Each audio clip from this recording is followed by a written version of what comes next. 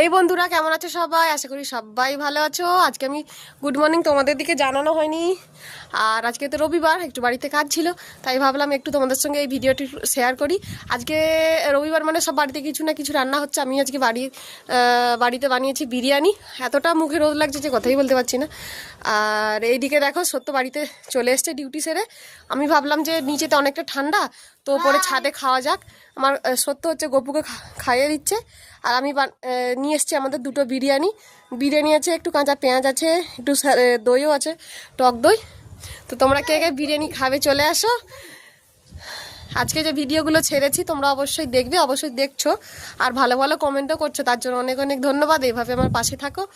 তো এই দেখো পেছন দিকে পাহাড়টা হালকা হালকা কুয়াশাতে ভরা। এই দেখো পাহাড়ের দিকে ভিডিও বানাতে হবে। তো এখনকার মতো টাটা, বাই বাই। তোমরা ভালো থাকো, সুস্থ থাকো, সানডে এনজয় করো। টাটা।